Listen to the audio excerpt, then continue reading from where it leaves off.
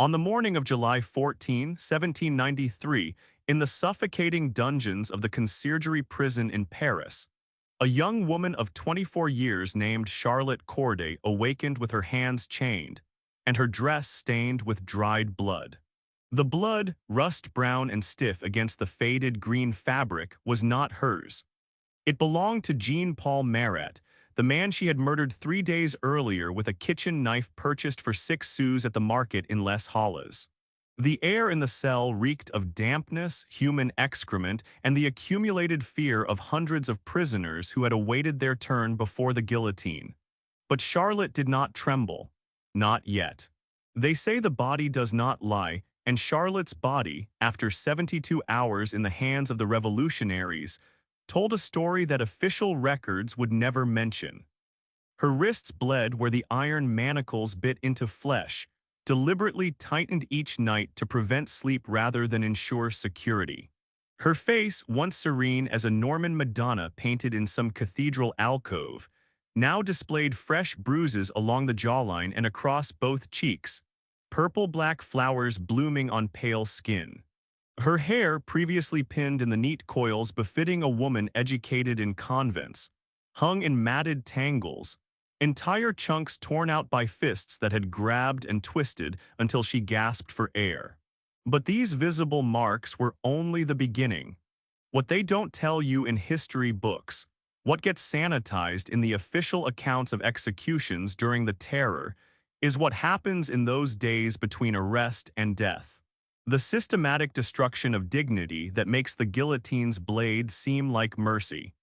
The calculated cruelties designed not to extract confessions, but to break stories, to transform autonomous human beings into cautionary puppets whose strings could be pulled by those who wrote the final narratives. Charlotte had known there would be consequences when she climbed the stairs to Marat's apartment on Rue des Cordeliers that humid July afternoon. She had prepared herself for arrest, for trial, for the inevitable sentence. She had even prepared herself for death. After all, she had studied the ancient martyrs during her years at the Abbey of the Holy Trinity in Caen. She understood sacrifice.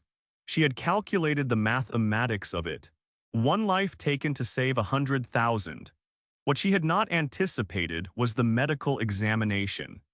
Jacques-Louis David arrived on the fourth day carrying an easel, a portfolio of paper, and the weary expression of a man who had painted too many faces that would soon be corpses.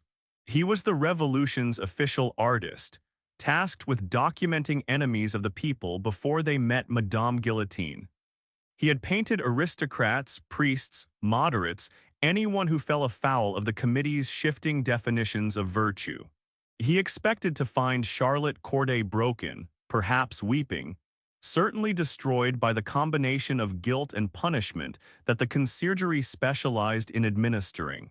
Instead, he found her sitting upright on the stone bench in her cell, her spine straight despite the visible evidence of torture. Her face was a landscape of bruises, her dress hung in rags, and her hair had been hacked into uneven lengths by careless hands. But her eyes, those were what stopped David mid-step. They held no apology, no fear, no plea for understanding. They simply looked at him with the calm assessment of someone who had already made peace with death and found it less frightening than the living. "You may begin," Charlotte said, as though she were granting him an audience rather than submitting to documentation. David set up his easel without speaking, arranging his materials with practiced efficiency. But as his charcoal began sketching the basic shapes of her face, he found himself compelled to break the silence. "Why did you do it?" Charlotte did not hesitate. Marat sent thousands to their deaths with his pen. "I stopped him with one stroke of a blade. That is not murder, Monsieur David, that is mathematics." His hand paused. He had heard confessions before, rationalizations, desperate attempts at self-justification. This was none of those things. This was a woman who had calculated the cost of conscience and paid it willingly. Against his better judgment, against his loyalty to the revolution, David found himself capturing something in his portrait that the committee would not want preserved. Dignity, the woman on his paper, was no cringing criminal. She was Judith after slaying Holofernes, Brutus after killing Caesar. She was classical tragedy rendered in charcoal and terrible clarity. The morning of July 17th announced itself with suffocating heat that seemed to press down on Paris like a physical weight. Charlotte was awakened before dawn by rough hands that showed no gentleness as they prepared her for the scaffold. The hair cutting was brutal, scissors dragged through matted tangles, tearing at her scalp deliberately, cutting too close until blood trickled down her neck. Her dress was ripped at the shoulders and neckline, ostensibly to expose her neck for the blade, but actually to strip away the last vestige of modesty. They were transforming her from person to object, from Charlotte Corday into simply a body to be processed by the revolution's machinery of death. They loaded her into an open cart, the same type farmers used to transport livestock to slaughter. The journey from the conciergerie to the Place de la Révolution would take 45 minutes, and every second had been choreographed for maximum humiliation. The committee had distributed pamphlets throughout Paris describing Charlotte as an aristocratic conspirator who had used seduction and cunning to infiltrate Marat's home. The crowds that lined the route had been well prepared. They screamed obscenities, spat, hurled rotting vegetables and stones. Some carried signs with crude caricatures of Charlotte engaged in sexual acts, visual lies designed to cement the narrative the committee needed. But something unexpected began to happen as the cart rumbled over cobblestones. A woman in the crowd, a market seller with weathered hands and a face lined by years of survival, looked directly at Charlotte's brutalized face and began to weep. She was not alone. Other women saw past the propaganda to the truth the committee could not completely obscure. Here was another woman being destroyed by men who called themselves liberators while practicing the same cruelties as the kings they had overthrown. A few women dropped flowers into the cart's path. One shouted, "May God forgive you, daughter," before being dragged away by sans-culottes. These were dangerous acts that could lead to their own arrests, yet they occurred. Green ribbons appeared on wrists and in hair, the color of Charlotte's dress, silent signals of solidarity that the committee's agents noted furiously in their ledgers. The narrative was already slipping from their control. When the cart reached the guillotine, Charlotte climbed down without assistance. Her legs were unsteady after days of abuse, but she refused to stumble.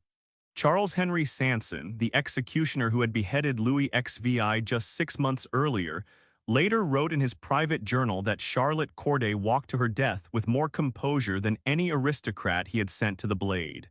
She knelt without prompting, placed her neck on the lunette with the precision of someone fulfilling a final duty, and waited. The blade fell with the metallic shriek that had become Paris's soundtrack, the sound of revolution eating its children. Charlotte's head tumbled into the wicker basket prepared to receive it.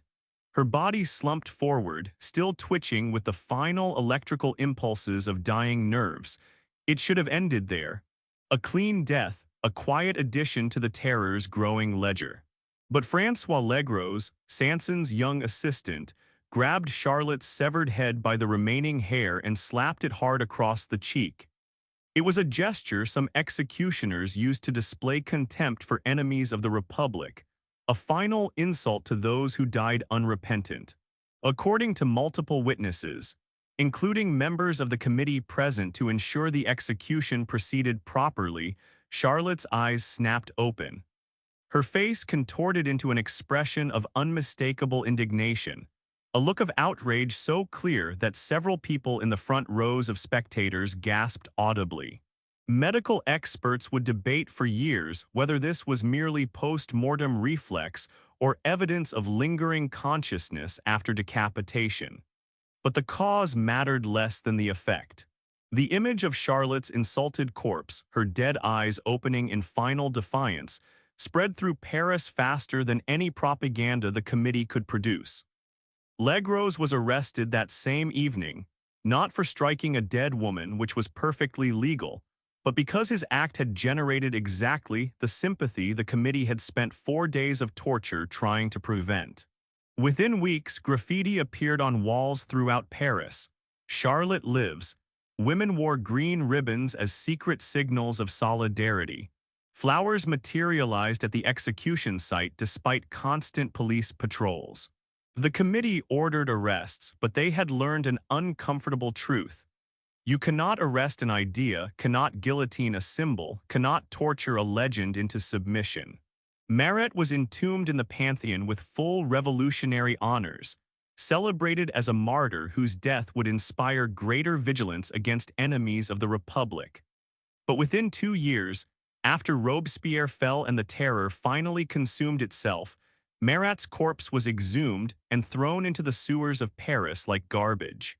Charlotte, buried in an unmarked mass grave with other executed prisoners, became something the revolution could never kill, a question that would not die.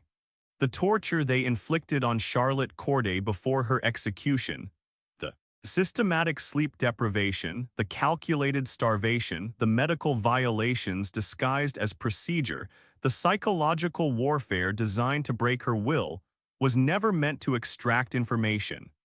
She had confessed immediately. They tortured her to break her story, to transform her from an autonomous woman acting on conscience into a puppet whose strings were pulled by unseen conspirators. They needed her to be weak, foolish, manipulated. They needed her to be anything except what she actually was. A woman who had looked at the terror's architect and decided that one death could stop thousands more. But the body they destroyed testified more eloquently than any words they tried to put in her mouth. Those bruises spoke of their brutality. Those scars revealed their fear of her strength. That defiant opened eye asked the question they could never answer. What kind of justice requires such cruelty? What kind of virtue depends on degradation? What kind of revolution survives by becoming the tyranny it claimed to destroy? Charlotte Corday killed one man to stop the killing. The men who tortured and executed her would kill tens of thousands more in the name of liberty, equality, and fraternity. The difference between them was simple and damning. She called her act what it was, murder committed for a greater good. They wrapped their murders in righteousness, in revolutionary necessity, in the language of virtue. And still, despite all their propaganda and all their power, they could not wash away the blood or silence the question Charlotte's life and death posed. When the liberators become indistinguishable from tyrants, who will be brave enough to stop them? If Charlotte's story moved you, share it so her sacrifice isn't forgotten. Hit like and follow for more untold stories from history's darkest moments.